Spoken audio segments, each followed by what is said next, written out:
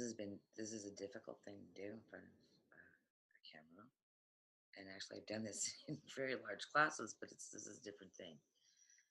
Um,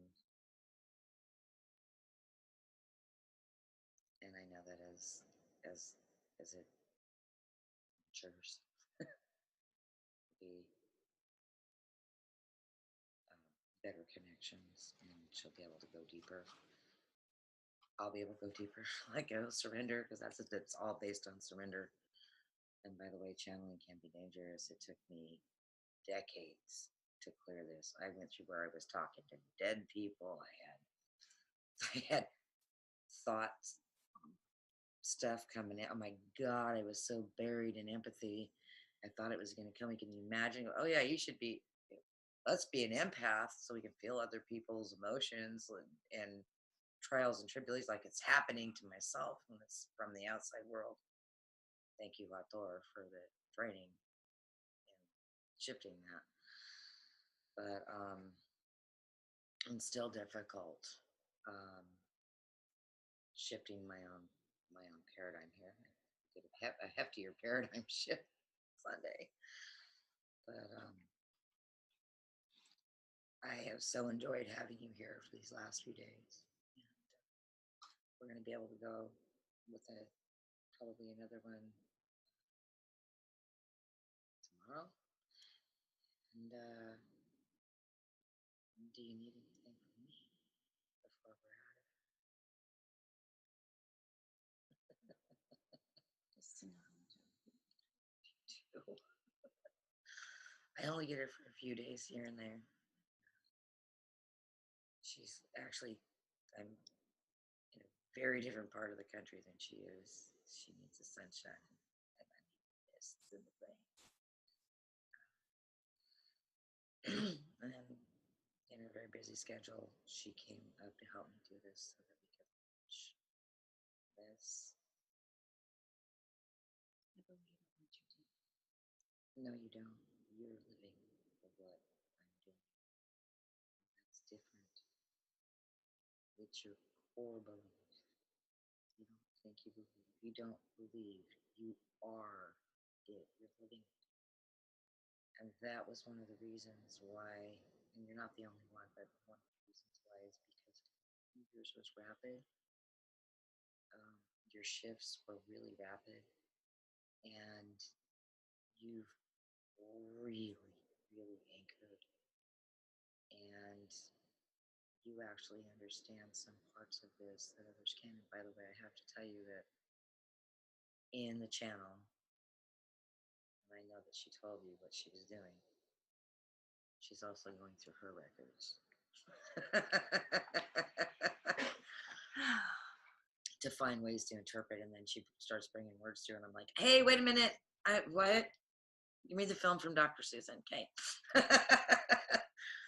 But that is how this type of thing works. It's we're inside these big fields that our auric fields go way out beyond.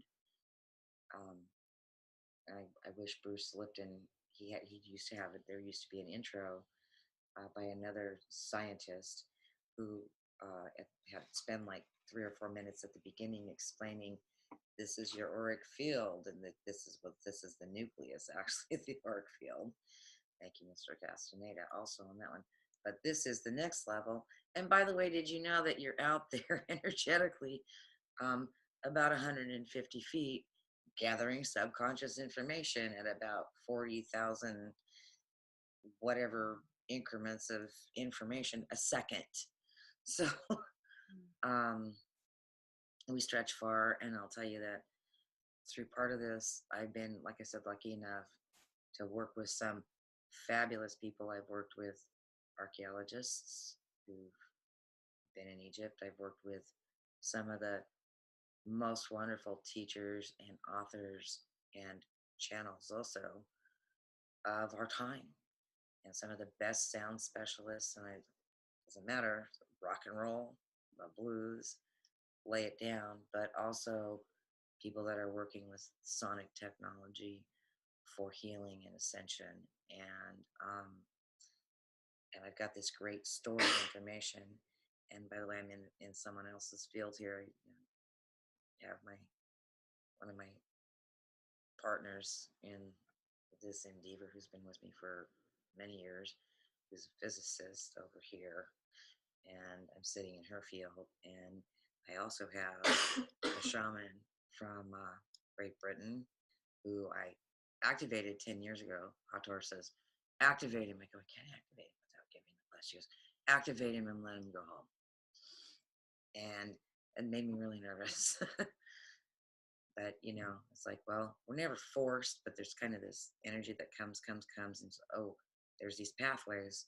So I did it. And, I'll be talking with him. And he's here with me now.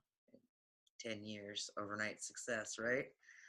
Became like a very, very excellent uh, chaos magician, and that's actually working in the field of entanglement, which is another level of physics, and really fabulous. Who actually has the ways into some of the mounds and some of the greatest magnetic areas in England, has a way in through the folds to the area where the ancient and shining ones are actually still existing on a plane that's intersecting with us.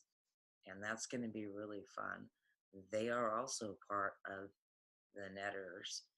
Um, they come in from, well, they actually, they were the first ones that were in Lemuria.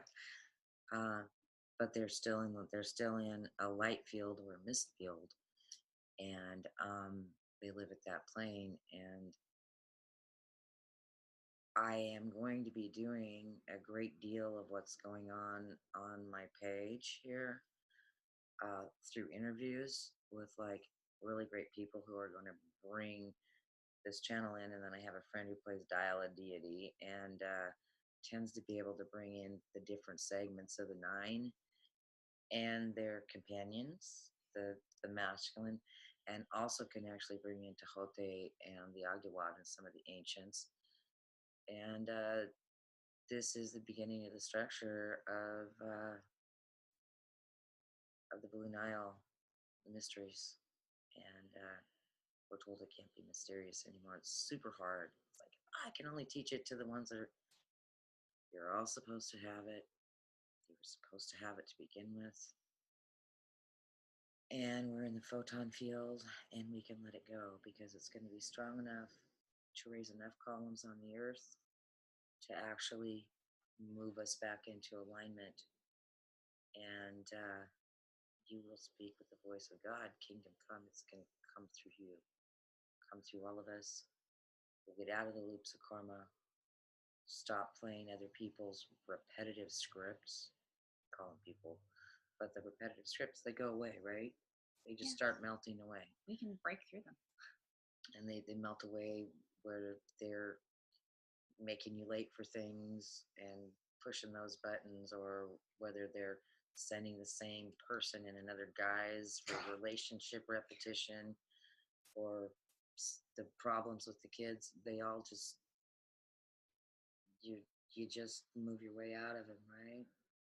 Through the resonance. It does actually, it's a lot of work, and we are actually having to clear Barbara Handclough, who is a massively fabulous teacher. She's been a great speaker, and one of my mentors. I do her Pleiadian activations, and it works awesome. But now, see, I got off on Barbara, and I'm like in La La Land. What was I saying? Anyway, I'm gonna be bringing this in this way, and through the Facebook. If you type in your questions, Hathor is notorious. It's bad. I'm like not a computer person, and I've got an email. I've got one of my students has been a really wonderful mind. She's a healer and very powerful lady. But I'll get into email her, and the next thing I know, the send button's been pushed. In 20 minutes, it's gone, and I'm like, what? And I go in. I finally did find out where I could look to find out what was written in my sent mail.